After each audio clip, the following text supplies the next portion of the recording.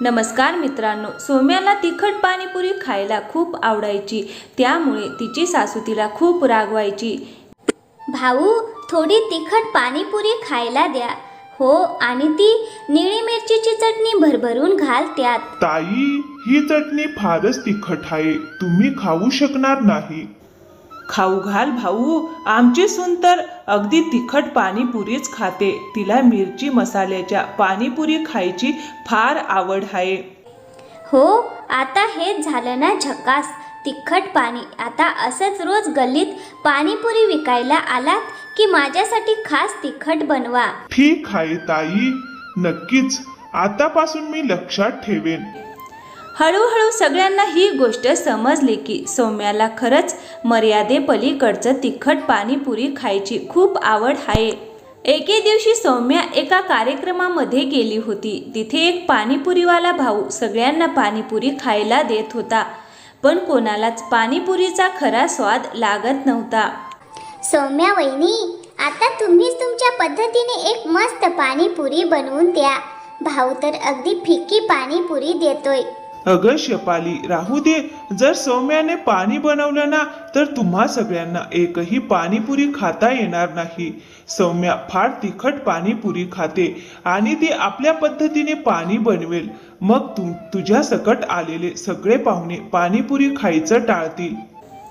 तेवढ्यात कार्यक्रमामध्ये आलेली एक बाई हे सगळं ऐकत होती. ती त्यांच्या जवळ आली आणि म्हणाली, अरे, तुम्ही कितीही काही बोला, पण माझ्यापेक्षा जास्त तिखट पाणीपुरी कोणीच खाऊ शकत नाही. मी मोठमोठे विक्रम मोडले आहेत. अनेक तिखट पाणीपुरी खाण्याच्या स्पर्धामध्ये मी जिंकली आहे. मला कोणी हरवू शकत नाही. मला वाटतं सौम्याजी माझ्यापेक्षा जास्त तिखट पाणीपुरी खात नसेल. हो वहिनी, स्वीटी काकू खरंच फार तिखट पाणीपुरी खाते. त्यांनी अनेक स्पर्धा जिंकल्या आहेत. त्यांनी तिखट पाणीपुरी खाऊन आपलं नाव कमावलंय. अच्छा, आपल्याला भेटून आनंद झाला, पण माझ्याशी स्पर्धा करायच्या आधी तुम्ही ही गोष्ट कशी काय म्हणू शकता? अजून आपली एकही स्पर्धा झालेली नाही. ठीक आहे, चालेल ना, करूया स्पर्धा. आणि ती तर मीच जिंकणार. नियम मीच ठरवणार आणि पाणीपुरीचं पाणीही मीच बनवणार. ठीक आहे, आपण मोठे आहात. तुमची अट मला मान्य आहे. तर ठीक आहे, पुढच्या आठवड्यात सोमवारच्या दिवशी स्पर्धा ठेवूया आणि जिंकणाऱ्याला सर्वात महागडा स्मार्टफोन बक्षिसात मिळेल. तसाही मी नवीन फोन घेणारच होते. विचार केला, बक्षिसातच मिळाला तर पैसेही वाचतील. ठीक आहे काकू, मग भेटूया स्पर्धेत. सौम्या स्वीटी काकूशी स्पर्धेला होकार देऊन घरी येते, पण तिची सासू रागवायला लागते. सुनबाई, जर तू स्पर्धेत हरलीस तर तुला माहीत आहे ना, फुकटचं नुकसान होईल. इतका महागडा स्मार्टफोन तू तिला मोफत देऊन टाकशील. त्यासाठीच तर मी होकार दिला. मलाही चांगला नवीन फोन घ्यायचाच आहे. मी तुम्हाला कित्येक दिवसांपासून सांगते की मला स्मार्टफोन घेऊन द्या, पण तुम्ही दिलाच नाही. म्हणून मी विचार केला, मीच मिळवते. आणि आता समोरून संधी मिळते तर नाही कसं म्हणू. आणि सासूबाई, तुम्हाला तुमच्या सुनेवर विश्वास नाही का? तुम्हाला माहिती आहे ना की मी किती तिखट पाणीपुरी खाते. ही स्पर्धा तर मीच जिंकणार. आशीर्वाद द्या मला. स्पर्धेच्या दिवशी सौम्या तयार होते. ती आपली सासू आणि पती नीरज सोबत रेस्टॉरंटमध्ये पोहोचते. तिथं स्वीटी काकूही आपल्या काही मैत्रिणींसह आली होती. मग स्पर्धा सुरू झाली.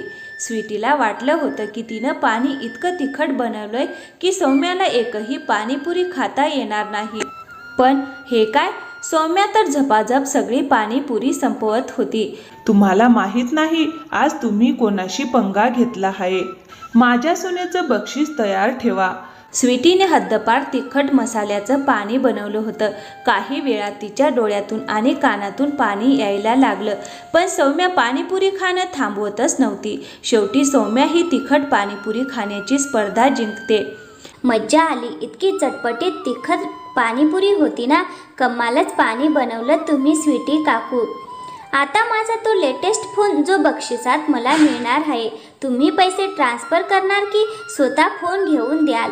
तूच फोन निवड, मी पैसे देते. Okay, no problem.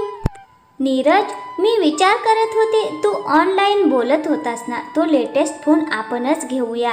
काकू मला अकाउंटमध्ये पैसे देतील. सौम्याचं बोलणं ऐकून तिची सासू आणि नीरज हसू लागतात.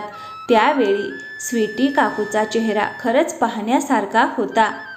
तर मित्रांनो, कशी वाटली आजची कथा? आवडली असेल तर व्हिडिओला एक लाईक करा आणि हो, चॅनलवर नवीन असाल तर प्लीज चॅनलला सबस्क्राईब नक्की करा. थँक्यू, धन्यवाद.